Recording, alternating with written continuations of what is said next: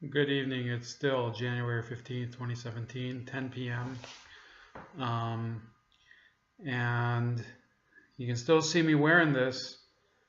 And obviously, I'm going to back up my trash talk, or I didn't even do trash talk. I just gave an honest analysis last night.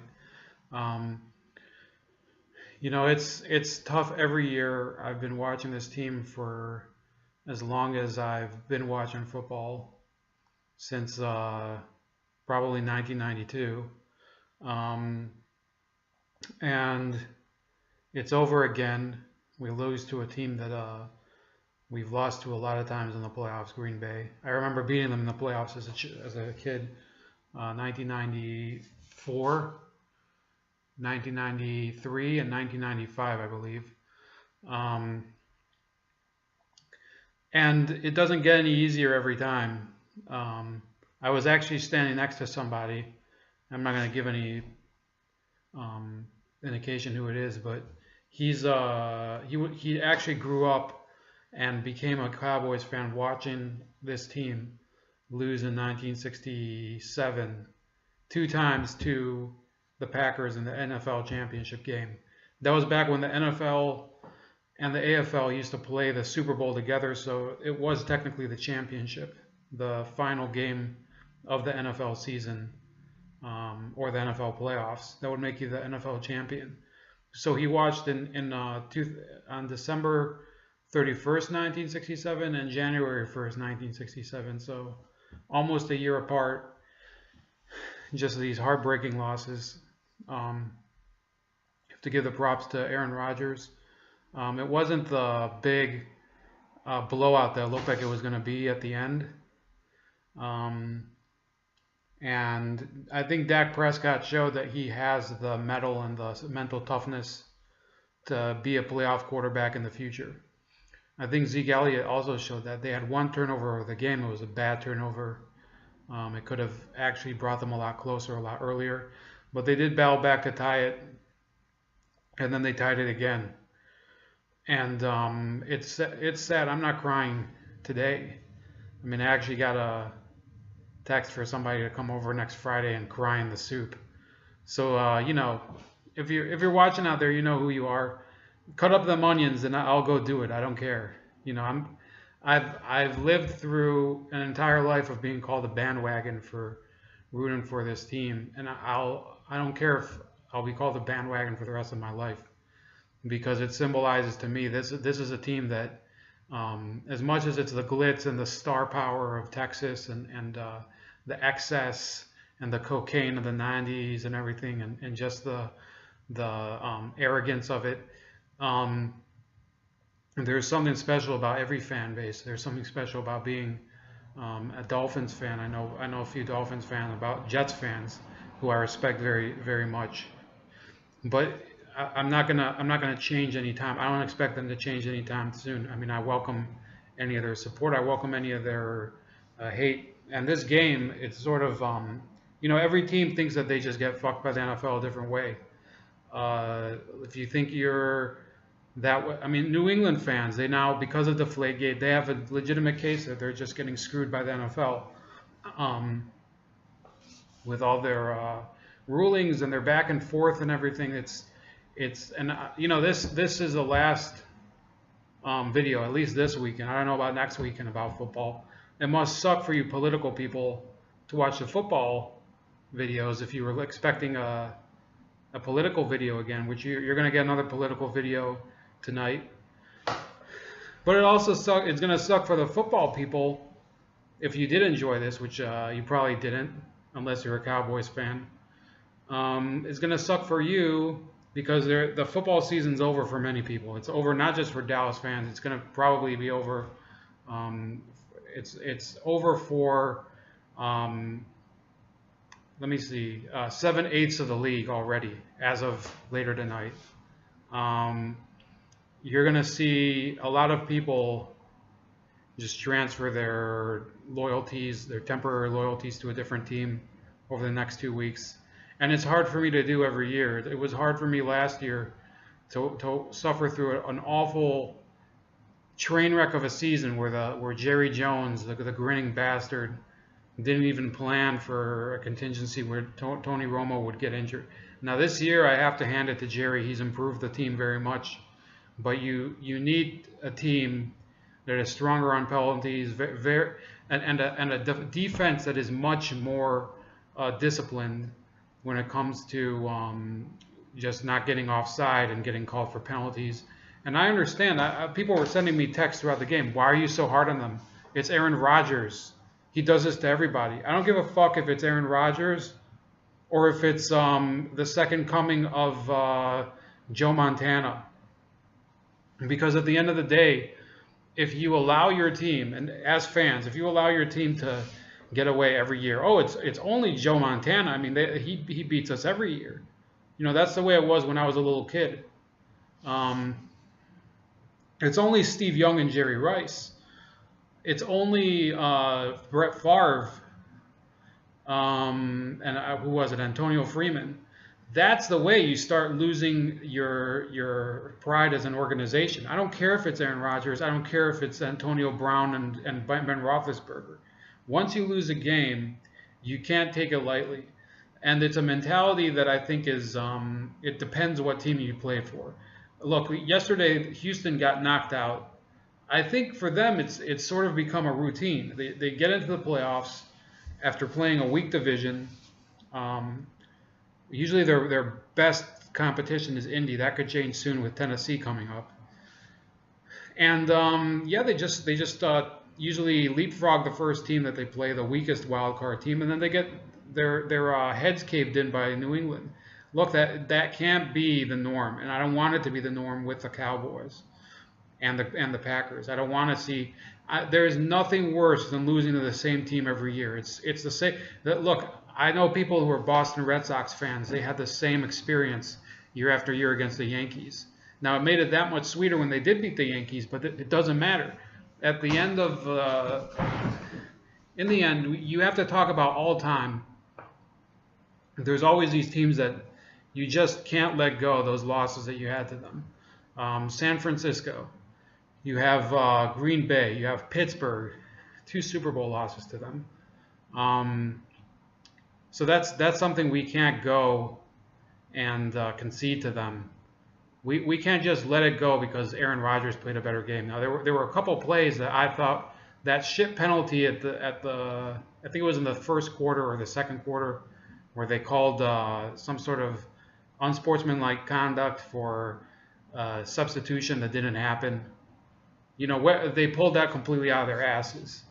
Okay, if you're gonna call, what was it, a 15-yard penalty for that really is the height of NFL meddling. And there's other meddling that they did as well. And I'll bring up a couple cases that are just they just make my blood boil.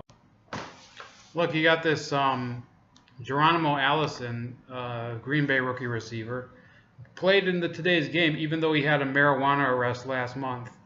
So you know, this was a marijuana arrest in Manitowoc County in Arizona. So what the fuck was he doing there? That's all the way upstate. That's where that Making a Murderer documentary took place. So I'm not gonna hear this crap about, oh, you're whining about nothing. Look, Aaron Rodgers, I'll give him full credit for pulling them together in the game, and Mason Crosby, Mike McCarthy and everything. I respect the Packers organization, but the NFL, I don't respect. I respect the Packers. I respect the Pats. I hate to say it, I respect the Steelers too for getting through whatever adversity they get through. And that's up to a point. But when you start talking about this Cowboys being the crime family that everybody talks about, it's so old. Look at this Pac-Man Jones. Just recently, he got arrested for another assault charge. And when he was in Dallas, it was the biggest news. You couldn't run away from it. It was the same old crap. They just love it when Dallas players get arrested because it justifies their whole stereotype of it being the loose and lawless North Texas hypocrites. They always hated it. It was back in the day. Tom Landry was a was a Methodist minister, I think, in Texas, and they held it against him that a lot of his players really didn't live up to his standards. There was Hollywood Henderson, notorious coke addict, played for the Cowboys, won a Super Bowl with them, and people hold it against Tom Landry that he couldn't hold the team to his own moral standards. Look, you had the NFL featuring guys like Arch Leister, who was a gambling addict too. That nobody holds that against the Colts. You had a lot of players that they just in all the teams, and this is a general problem in the NFL, and they want to pin it on the Dallas Cowboys. Look, you want to fix the core problems of the NFL, you have to look at all the teams. You can't focus on one team that you just hate. And you should be truthful about it. It is about hate. So look, I'm going to talk about briefly the rest of the postseason. The Kansas City-Pittsburgh game is still going on. I think last I checked, Pittsburgh was leading. Good for them. They can go fuck themselves because I'll never root for Pittsburgh. Even if Green Bay makes it to the Super Bowl, I'll root for them, and I hate Green Bay. That's what happened last time they made it. So, but realistically, looking to next week, we have Atlanta versus Green Bay. I want to believe that Atlanta can just bulldoze Green Bay's offense. But we're going to talk about there is going to be a shootout between Matt Ryan and Aaron Rodgers. There's nothing you can say that will stop that.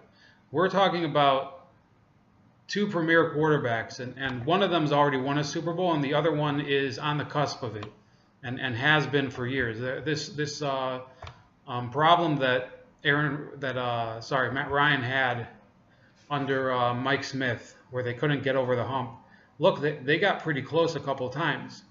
Now they've been underrated so many times, and they've been living in the shadow of the Saints. They've been living in the shadow of Cam Newton. I think that this could be the year that they get in. Now, they're going to be playing at home. Aaron Rodgers has no problem playing on turf.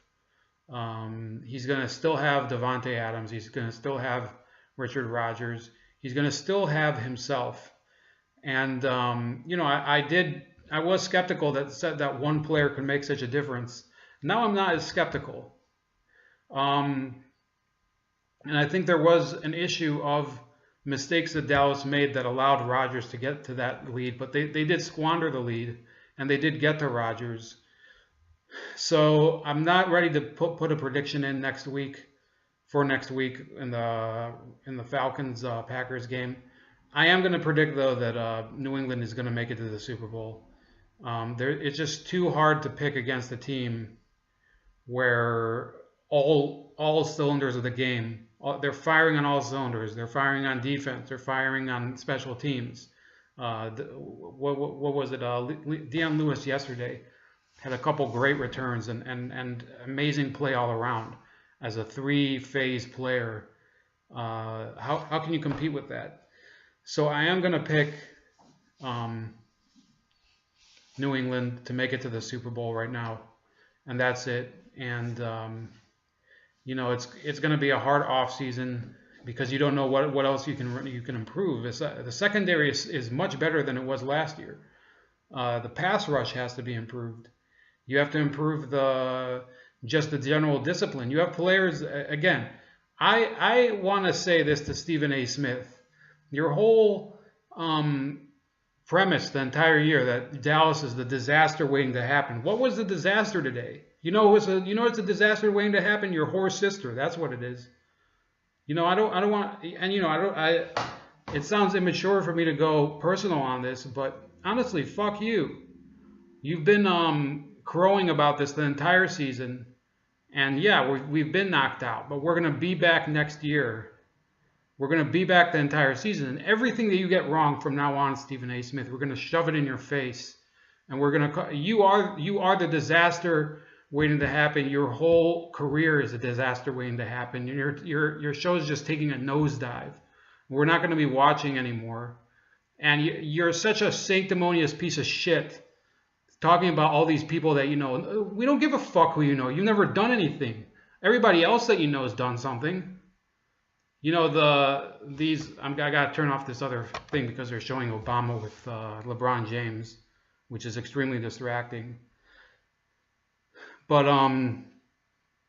you have these reporters who they just crow all the time. Oh, I was right there, a disaster waiting to happen. A team that makes it to the as the first seed and battles back to tie the game twice against the guy you call the greatest quarterback in the league. That's not a disaster waiting to happen. They're playing against the best player in the league. So, I'm not gonna give any more credit to them. I'm gonna keep the faith alive for the DC Nation, and we're gonna pull together, and we're gonna talk about other things. We're gonna talk about the Obama wrap up. We're gonna talk about college basketball. I'm gonna be talking about music later, probably in about 2 weeks. We're gonna be talking about other things, and when the time comes, I'm still gonna be here. Anybody who has a problem with this, by the way, if you have a problem with the Dallas Cowboys, you can go fuck yourselves. I don't care what state you live in. If you live in Minnesota, if you live in California, this is a team that's not going to move, okay? Look at all your teams in California moving. You have 3 teams that are moving within the space of 2 years. The Raiders. It's a shame. It's a disgrace to I guess Al Davis was complicit in it too. These teams that are moving. What do you say to the fans in Oakland? You're just saying, fuck you. You don't matter to anybody. I say you should back a team that'll never move. I'm not talking about Cleveland. I'm not, Cleveland's obviously moved. You've had all those fickle LA fans.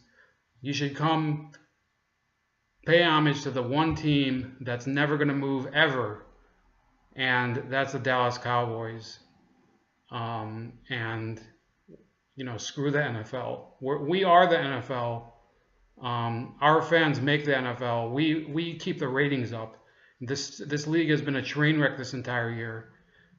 Go ahead, root for Aaron Rodgers. That's what the league does. They skew games to the players that they like the most.